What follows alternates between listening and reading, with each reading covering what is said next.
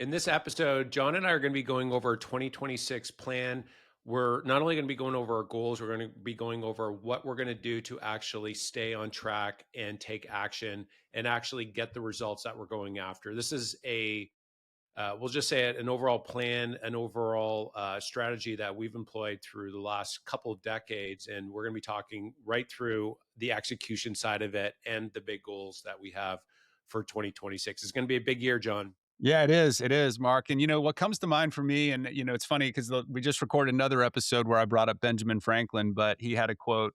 If you fail to plan, you're planning to fail. And it's interesting. I have a couple friends that are entrepreneurs, and occasionally when you're talking to them, it's I'm sometimes shocked and surprised at how sort of in a sense they're not really thinking through and planning and creating like what we always call it like that one page plan, right? It should be simple and easy, but you should really define what are the things that are important to us. And I think one of the best things we did initially was when we formed the company.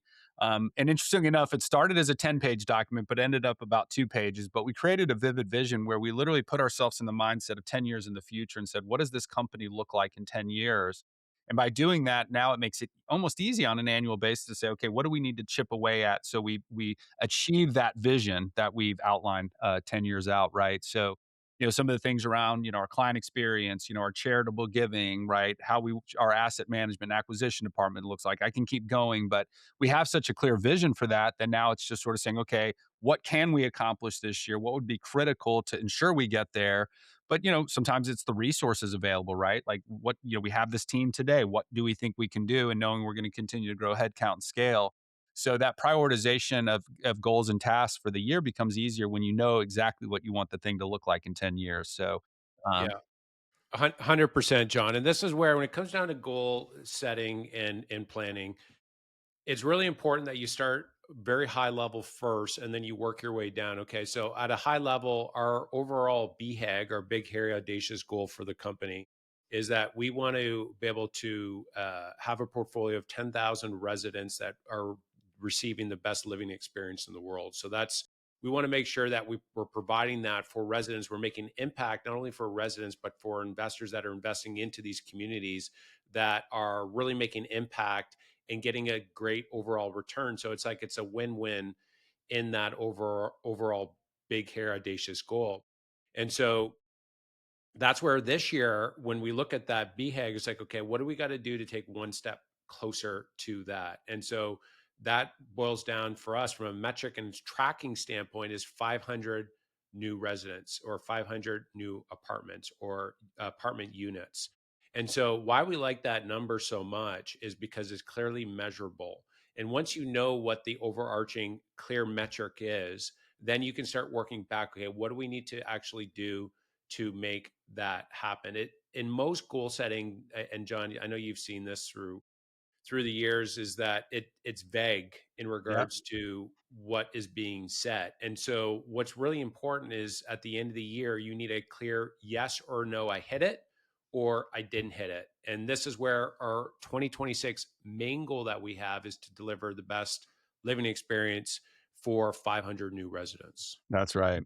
And why we chose residents, you might be listening to this and you're an investor. And at the end of the day, what we do here at Faris Capital Partners is we buy businesses. These businesses just happen to be apartment buildings. And so when we thought through that and really you get a grasp and understanding of that, then you realize the customer that we serve are the apartment residents, right? And so that visibility and clarity in our minds that if we create the best living experience in the world now, with missions like that, right? Because on our Ferris Capital side, our mission is to go full out for our investors and provide the best investing experience in the world. And the reality is that you can't really measure the best investing or the best living experience in the world, but that north star of like how can we get even closer to it is really the driving factor, right? And so by providing the best living experience in the world for residents and candidly, we take over a lot of deals. And I would say, generally speaking, outside of one of the six acquisitions we've made, all five of them, and I'm not disparaging the operators, but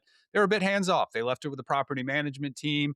And the bottom line is we uncover some problems, right? And so when we're in the property in that first 30, 60, 90 days, we tend to get a lot of feedback that, wow, your team is so nice. They're actually in the leasing center, right? Some of these easy things that like should just be table stakes sometimes get missed as an operator grows their portfolio and they're not watching as minutely. So by having that clarity that our real goal is providing that best living experience for the residents, we're always driving how can we make that experience better? And by doing that, then the investor is well looked after because renewal, increases are accepted. People are willing to pay a premium for better service.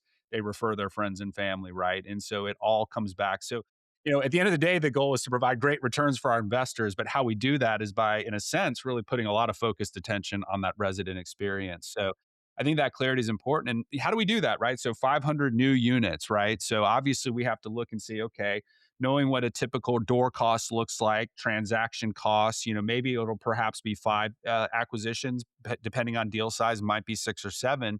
But we know we need to raise 50 million in capital in order to get this done. So, by having that clarity of 500 units, now we can start building out the priorities of that plan and then the strategies underneath those priorities, right? So priority number one, we have to raise 50 million in capital, Mark. So what are some things on your mind in terms of strategies to help us accomplish that goal? Yeah. So again, just going back to the main goal, and then we Yeah. got the three main priorities in order to make that happen. So I'll just do a quick overview here, and then we'll dive into that question because it's a good one. What we're going to do, we'll get into the strategies for each of them. The 50 million that we're going to be deploying, that's a mix of what we're bringing Yeah. and going in with our investors as well. So that's where you had mentioned it, 5 new acquisitions. So on average, our investments, we're looking at 100 apartments per acquisition, which brings us to 500 units. And based on what you had said, working backwards, there's 50 million to be able to deploy to make that happen.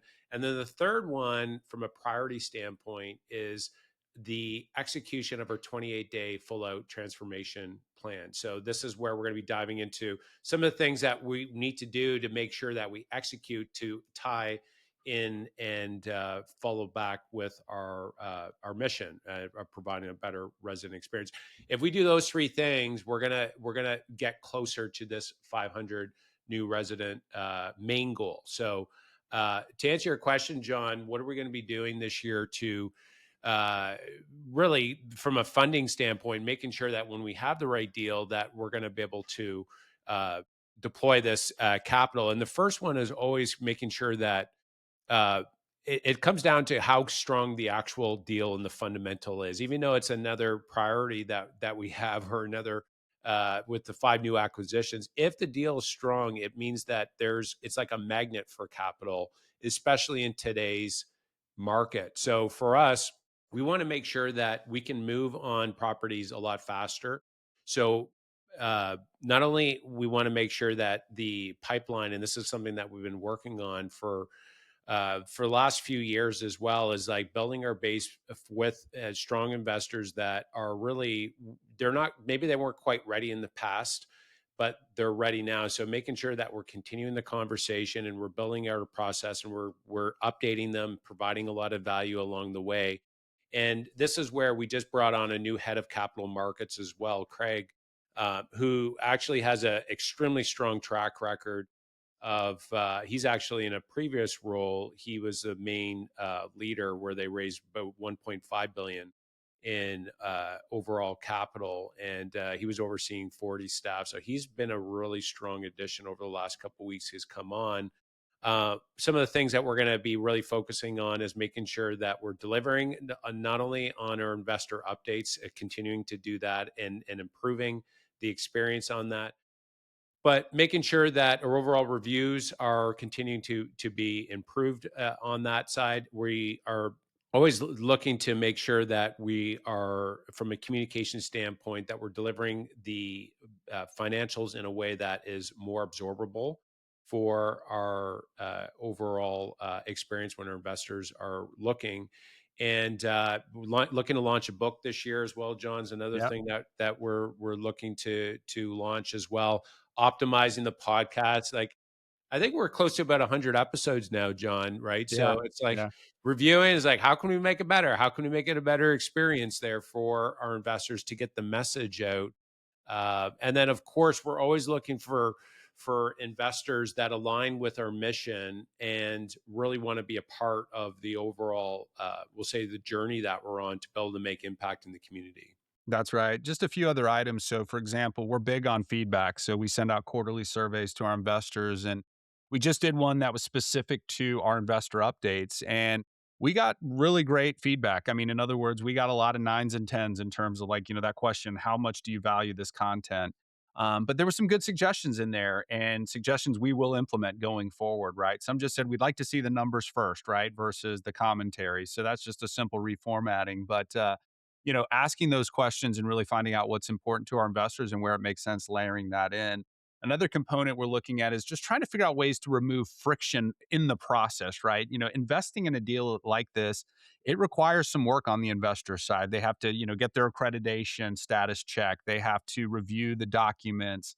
And so working with our exempt market dealer on the Canadian side and, optimizing our investor portal on the US side, just so it is a very easy frictionless experience. So, we've got some great partners. Equivesto, our EMD, is already looking at some ways based on some of our suggestions to help with that process. So, that speaks to that best investing experience in the world as well. We want to make it easier, simpler, faster, and safer to do business with us. That's one of our fundamentals. And so, there'll be some other things we're doing there, but optimizing those investor updates, removing friction, and really trying to ensure we're creating that really truly five-star investor experience such that we, get those online reviews that you mentioned that help us attract additional investors to us, right? You got it. Yeah. So priority number two is close on five new acquisitions. So five new properties of 100 units. So one of the strategies that we're going after this year is we're opening up to new markets. So Texas, Dallas is actually one of the markets that we're looking.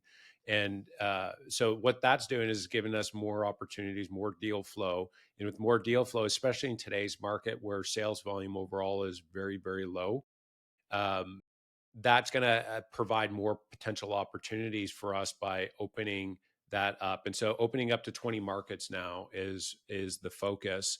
Not only that, John, why don't you talk a little bit about the off market Yeah. 1500 property approach that we're going after this year? Yeah, so kind of in a sense, I guess I'd say luck.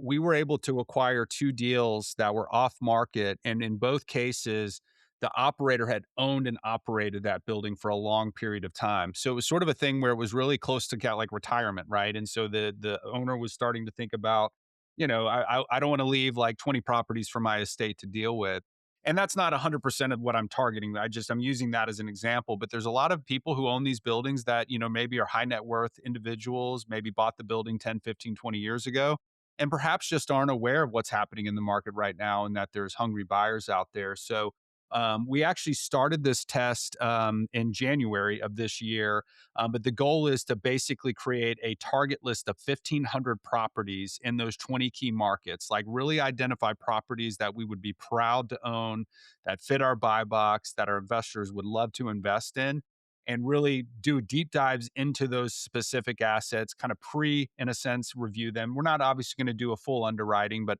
know the market, know the sub market, and really start actively targeting and reaching out. So when I mentioned in January, we started out with a test of about 400 properties. We sent some letters out. We're doing some call follow up. And so the goal is to, in Q2, continue to ramp that up. So we have 1,500 key properties that at any time, if that became available, we would be excited and proud to have an opportunity to acquire that. Brokers do the majority of the transactions in this business, no doubt about it. And it's probably somewhere around 90% of the transactions in multifamily work with a broker. So in our early days, it was made sense just to focus on those broker relationships, right? But when you have deal flow challenges in the marketplace, we can't turn our back on that other 10%. There are deals that are done, right? So optimizing and systemizing that, but specifically targeting deals we want versus waiting for the deal to just show up in our inbox from a broker. So that's something we're super dialed into this year. Alongside that is, AI has made leaps and bounds improvement. And, one of the things I will say that I don't ever foresee, at least in the foreseeable future, is relying on artificial intelligence to underwrite a deal. But what artificial intelligence can do today, and we tested a few platforms, we haven't found the right one yet, but what it can do is can help us normalize, say, a financial statement. Mark, sometimes, as you know, we get a PDF document, and we can't just input. You have to manually input that data. Now, there are tools that can help you extract it, but these AI tools can take that, read it, categorize everything, show you red flags and watch out. So, for example, maybe one month it shows no a zero for their water bill. Well, that's not right, right? So it's a watch out. So it tags that so we can immediately follow up with the broker or the operator. Normalizes the rent rolls. So just looking for tools that can help us get to that back of the envelope, sort of underwriting, I'll say, just to make quicker decisions on pass fail. So you mentioned this earlier, right? A lot of the deal volume comes in the first 2 quarters of the year. So if we just get too busy, analyzing financial statements, we may miss an opportunity because hot deals go quickly. So just looking for ways to intelligently utilize technology without taking away the human element, because that's where these deals are really made, in my mind, right? It's the creativity around the business plan. And while I've had some great success with some AI tools, I've been shocked at how often they just tell you any idea you give them is a great idea in AI's mind. I don't know if you've experienced that, Mark, Yeah. but I tested it Very one day. empathetic. Yeah. Yeah, yeah. I tested it one day. I literally used one chat in ChatGPT to say, we're thinking about doing X. And then in another one, I said, we're thinking about doing Y. And they were sort of like counter ideas. And both like, great idea. This could really work to help grow Yeah. your business. So, you still have to use your brain. And it is something you and I've talked to the team about. Leverage AI where it makes sense, but don't replace thinking with it, Yeah. bottom line. You need to think. Yeah. And so, one thing that, we'll touch on as well that we talked about on the podcast, but just building a relationship moat is what we call it, right? So, Joe, our acquisition director, has a goal to talk to 10 brokers a day and have a meaningful conversation. So, not just, hey, do you got a deal for me? Like, check in. Maybe they had a closing recently. Maybe there was an article that we saw, or maybe they won an award, right? Building those relationships. And then what's great about these plans is like every employee takes it even further down a step or two. So, for example, for me, every time I'm in a market, setting up meetings with every broker in that market, right? So if I'm going to go visit an asset, stay over an extra 2 days and just do back to back meetings with those brokers, right? So looking for what we call the love factor, which is basically where we track every deal we receive. And then at the end of the year, we're able to look at all the sales. And so by looking at that, we can put the two stacks of data together and go, wait, this broker only sent us 60% of the deals they traded. We obviously have to do some work here to build this relationship. And so just these are some of the things we'll continue to optimize and improve upon. Yeah, right on. And so tying in our third priority, so this is execute 5 of our full out 28-day transformation plan. So this is really important because you can go and deploy capital, you can find great deals, but you need to execute.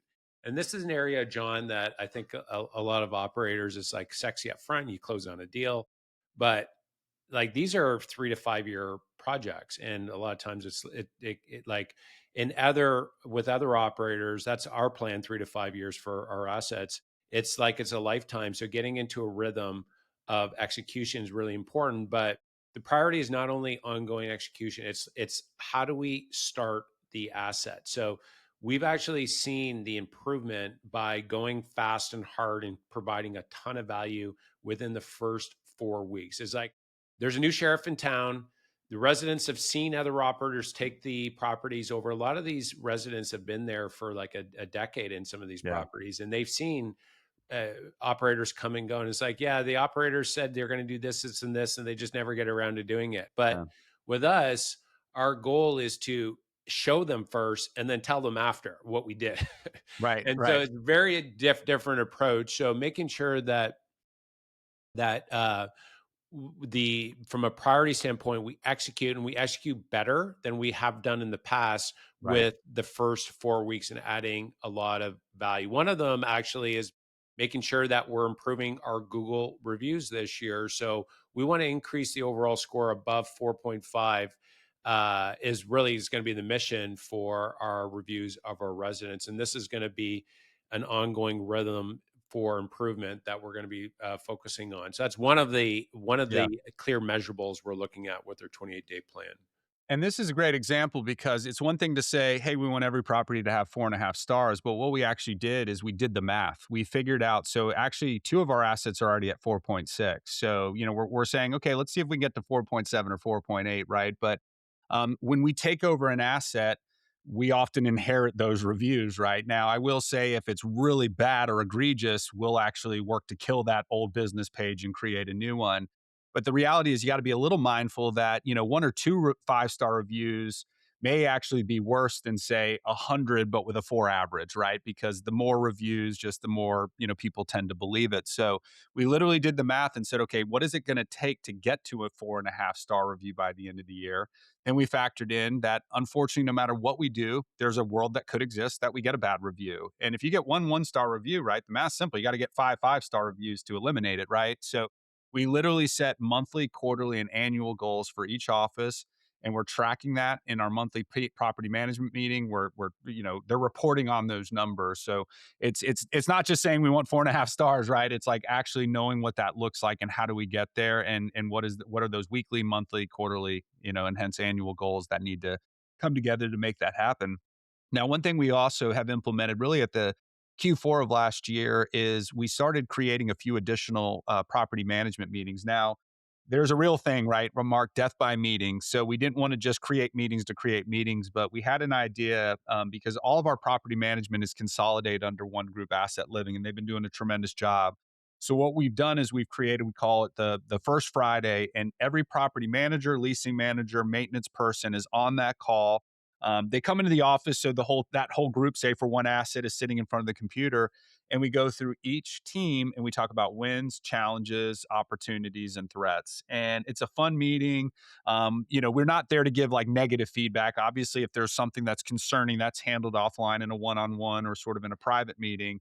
But by bringing the team together, what we found is that you can literally see people taking notes because maybe the Largo property manager said, "Oh, this happened and we did this and it really helped us out. We got a 5-star review." And they're taking notes going, "Oh, shoot, I can implement that." So that property management excellence, I guess, is what I'll say, is how can we just work closely with that team?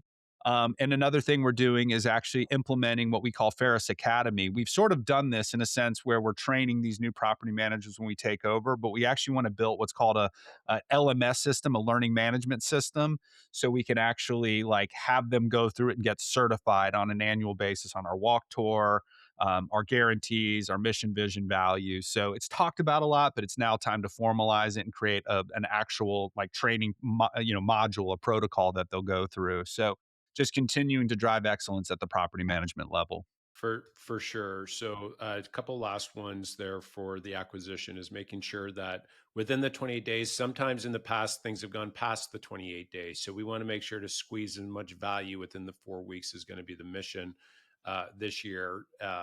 And then last but not least, the financial rhythm as well, Yeah. making sure that from a financial standpoint, we get our cash flow statement and our P&L for the property, making sure that that's buttoned up, tied up, and we consistently get better at providing that a lot faster, getting that clarity. And then always the goal for us, we do let our investors know within 90 days we start our distributions. Once the dust is settled with our closings of our assets, our goal is always to do it lots faster than that. So the better we get on tightening up our processes, the faster that we can start distributions. And we have been hitting under 90 days with getting those distributions out. We just want to make sure that we're continually improving, making it faster to be able to deliver a better experience for investors. That's absolutely right. So, we're not going to spend too much time on this last part, but part of goal setting, right? I think it was a Harvard Business study that showed, 48% of goal, achievement is simply writing it down, right? The next piece is talking about it. And so we've talked about it with the team. We're talking about it here with you guys. But it's also this idea of, keeping it top of mind. So those daily huddles, the weekly level 10 meetings, monthly operations and financial meetings, as well as just a quarterly reset meeting where are we on track, are we off track, should we do more of this, less of this, right? And are we working towards achieving these goals? So those meeting rhythms become critical to bring this plan to life. Yeah, right on. So there you have it, guys. 2026. That's what the mission is for us. That's what we're focusing on here at Fairs Capital. If you do have any questions, you can feel free to reach out. You can message us. You can go to fulloutinvesting.com to find a little bit more about our investing process. There's a sample deal on there as well. And if you like the video, or you know somebody else that is looking to invest in real estate and learn a little bit more about investing, you can send them to the fulloutinvesting.com site. Thanks again for listening to the Multifamily Investor Playbook. We love and believe in you guys. Keep dreaming and investing big.